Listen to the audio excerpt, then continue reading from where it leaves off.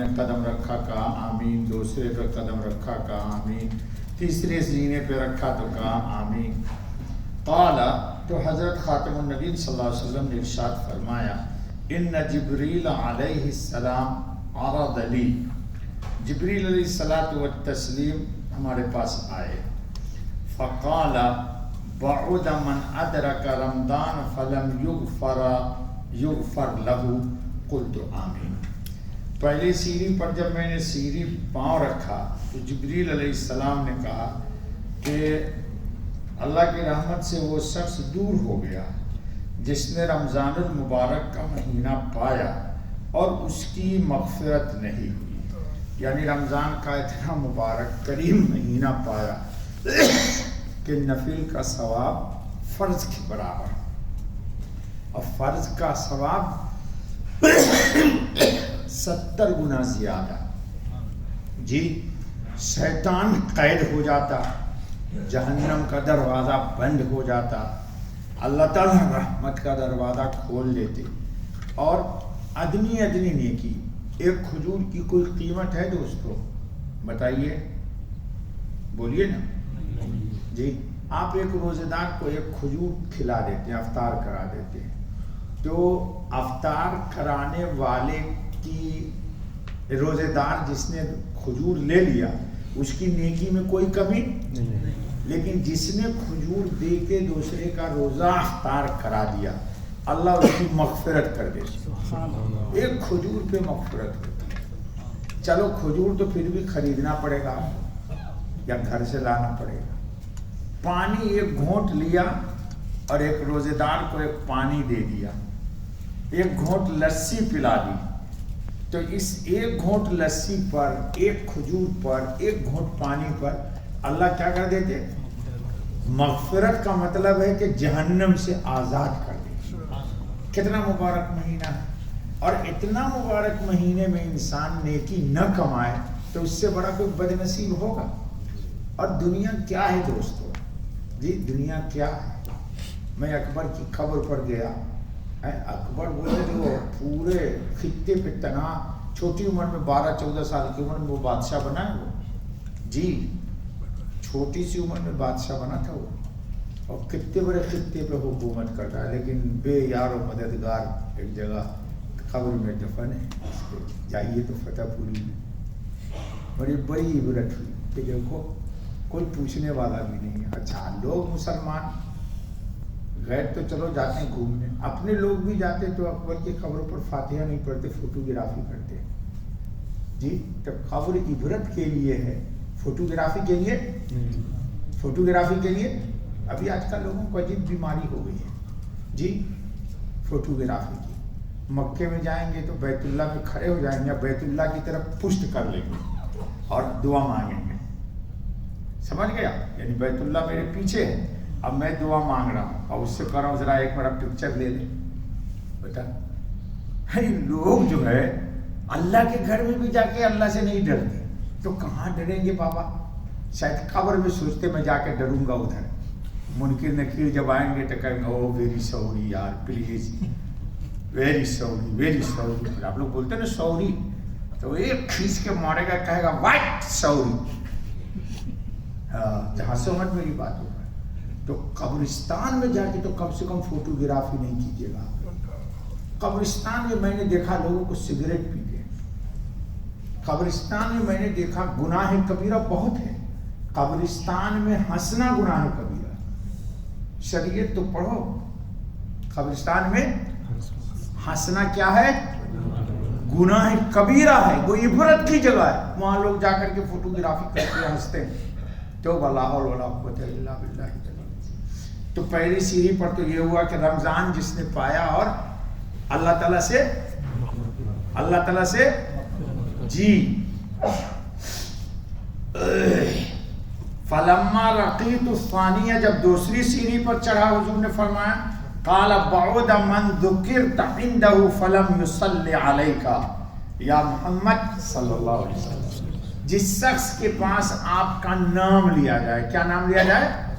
محمد کو صلی اللہ علیہ وسلم، تو جس شخص کے پاس آپ کا نام مبارک لے لیا جائے اور وہ آپ پر درود نہ پڑھے وہ بھی اللہ کی رحمت سے محروم ہو گیا.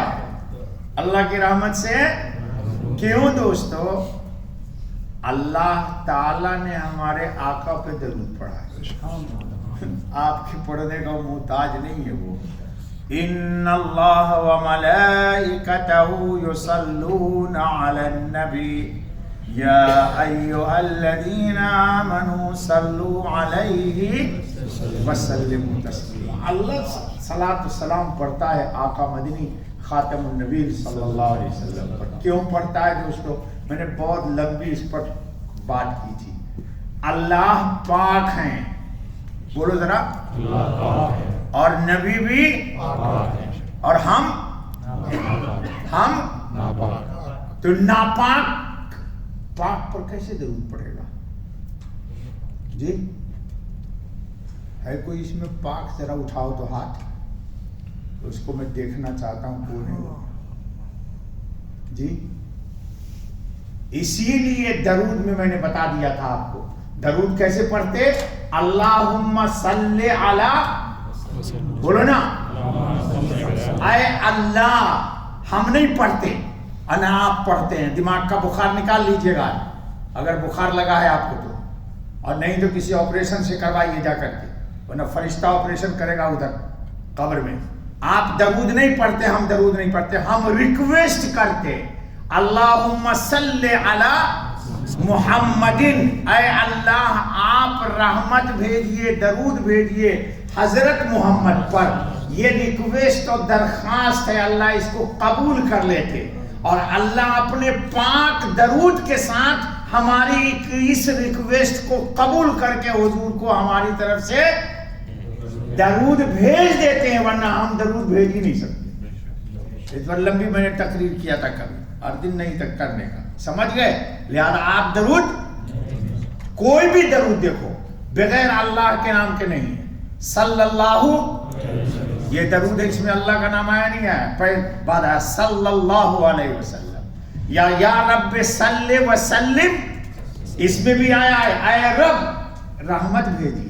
تو اس لیے آپ لوگ, ہم لوگ درود نہیں پڑھتے نبی پر, ہم ریکویسٹ کرتے, درخواست کرتے, اللہ قبول کرتا. یہ درخواست ہر حال میں قبول ہے, اور اللہ اپنے پاک درود کے ساتھ ہماری ریکویسٹ کو, گناہ کے اثر کو ختم کر کے خاتم النبیین کی خدمت میں پیش کر دیتے ہیں کہ آپ کا امتی فلاں شخص نے آپ پر درخواست کی تھی مجھ سے, میں نے قبول کر کے اس کا سلام آپ کو پہنچا دیا. اور پھر حضور کسی کا احسان نہیں لیتے. کبھی تم سوچتے ہو کہ میں نے 100 درود پڑھ دیا, 500 پڑھ دیا. ارے تو نے کیا پڑھا؟ تم نے تو مارکیٹنگ کی ہے, سب MBA والا سب ہے, جھوٹ بول بول کے مارکیٹنگ کرتا ہے جی. ایک درود تم نے پڑھا نبی پر, اور اللہ نے 10 تم کو رحمت دے دی, تو تم نے دیا یا لیا؟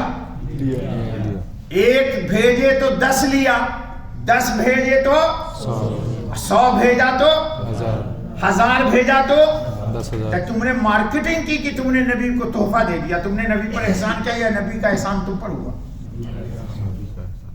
اس لیے دماغ سے یہ بات بھی بخار نکال دینا کہ میں نے نبی پہ درود پڑھا. تم تو اپنی مارکیٹنگ کرتے ہو, اپنے خزانے کو بھرتے ہو. اور ایک بتا دوں یا چھپا دوں, جتنا کثرت سے درود پڑھو گے قیامت میں کوئی لفڑا نہیں ہوگا, پھڈا نہیں ہوگا, اتنا حضور کے حوض کوثر پر قریب رہو گے. اب اگر زیادہ پڑھو گے تو زیادہ قریب رہو گے, کم پڑھو گے تو دور رہو گے. وہاں جھگڑا لڑائی نہیں ہوگی, اور وہاں یہ نہیں ہوگا کہ پلیز یہ ذرا باس ہیں تو ذرا ایڈوانس کیجئے, ان کو آگے کیجئے. نو, وہاں ایڈوانس بلال ہو جائے گا, وہاں ایڈوانس سلمان ہو جائیں گے, فقراء مساکین انصار اور صحابہ آئیں گے. ہم لوگ کدھر پڑھتے ہیں درود؟ ہمارے پاس تو ٹائم ہی نہیں ہے پڑھنے کا جی. ہمارے پاس ٹائم ہے؟ ٹائم کس کا ہے؟ ادھر سے بول رہا ہے موبائل کا. بہت صحیح بات بول رہا ہے, اللہ کے گھر میں تو کم سے کم سچ بولو یار جی. چلو, تو 2 بات ہو گئی. دیکھو یہ بہت خطرناک حدیث ہے، اس لیے رمضان میں اللہ سے ضرور مغفرت کروا لے بھائی لوگ۔ دو بات ہو گئی۔ تیسری، جب تیسری سے فلما رقیت الثالثہ، تیسرے پر جب قدم رکھا حضور نے تو پھر جبرائیل نے بددعا کی، بعد من ادرک ابویہ الکبر عنده او احدہما، ماں باپ میں ایک یا دونوں اس کو ملے، ان کی خدمت کر کے اس نے جنت اپنی مغفرت نہیں، ان دونوں نے دعا کر کے اس کو جنت میں فلم یدخلاہ الجنہ قلت آمین، اس نے دعا دے کے اس کو جنت تک نہیں پہنچایا تو یہ بھی اللہ کی رحمت سے دور ہو گیا۔ ماں باپ کی قدر کر لو یار، اگر ہیں تو، اور چلے گئے تو ان کے لیے دعائے مغفرت کر دو۔ جی حدیث کے اندر ہے کہ باپ کو محبت سے دیکھنا ایک، دیکھو واہ بھائی وزیر آباد والا تو بھی صحیح، ہاں وزیرستان والا یاد ہے اس کو یہ روایت، ایک حج اور عمرہ، ایک عمرے میں اور حج میں کتنا خرچ ہے آج کل؟ پاکستان سے کتنا ہے جی؟ 12 لاکھ، اور ہندوستان سے اگر سرکاری گروپ میں جا رہے ہو تو 5، اور ویسے جا رہے ہو تو برابر ہی ہے دونوں، اور دبئی سے جاؤ تو 28,000 درہم، اور دن کتنا لگے گا؟ کم سے کم 10 یا 12، اور ایک دن میں ابو کو کتنا دفعہ دیکھ سکتے ہو محبت سے؟ محمد ابو کو کتنا ٹائم دیکھ سکتا ہے دن میں؟ 1000 ٹائم دیکھ سکتے ہو، تو 1000 حج اور عمرہ کا ثواب، یہ فری کا ثواب لینے کو تیار نہیں ہے، وہاں جانے میں چونکہ فوٹوگرافی ہونی ہے نا، پھول کا مالا پہننا ہے تو اس کے لیے مر رہے ہو۔ ایک صحابی نے سوال کر دیا کہ یا رسول اللہ صاحب کوئی آدمی 100 دفعہ دیکھے، تو رسول اللہ نے فرمایا اللہ اس سے بلند و بالا ہے، محبت سے ماں کو دیکھ لینا، باپ کو دیکھ لینا۔ چلو اللہ تعالی ہم سب کو اس مبارک مہینے میں بس چلتے پھرتے اللہم اغفر لی، اللہم اغفر لی، اللہم اغفر لی، اسألک الجنہ واعوذ بک من النار، ٹھیک ہے انشاءاللہ۔ یہ بتاؤ یہ بددعا کس نے کی؟ جبریل علیہ السلام نے کیا، اور آمین کس نے کہا؟ صلی اللہ علیہ وسلم، زور سے بولیے، کس نے؟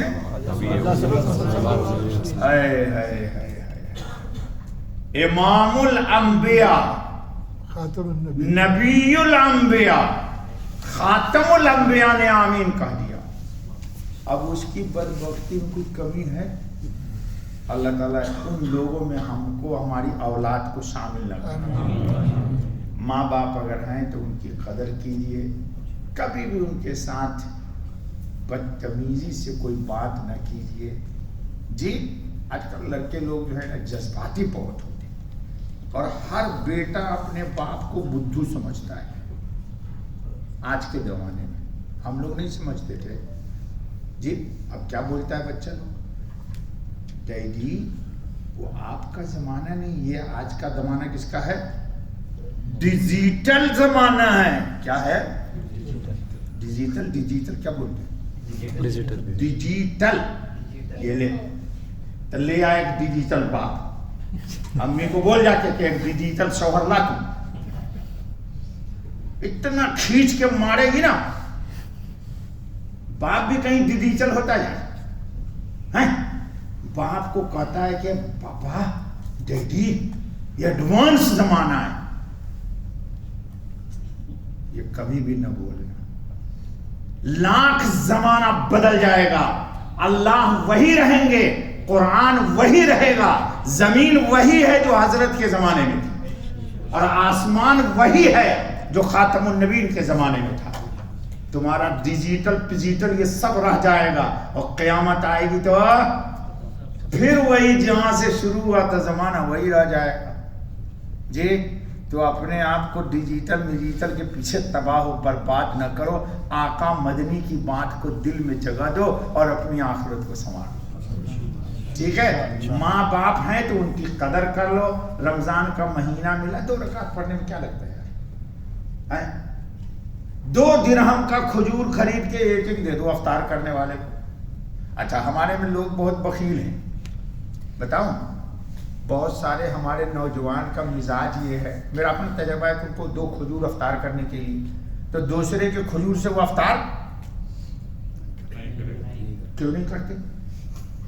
سمجھتے کہ ہماری نیکی، ہمارے آقا مدنی نے فرمایا کہ نیکی تمہاری کم نہیں ہوگی، اور ایک مومن کی تمہارے کھجور کو قبول کرنے سے اس کی مغفرت ہو جائے گی، اور اس سے بڑی بات یہ ہے کہ اس کی مغفرت پر آقا کا دل خوش ہو جائے گا. تو دوسرے کے کھجور کو ایکسپٹ کر کے نہ کھانا گویا کہ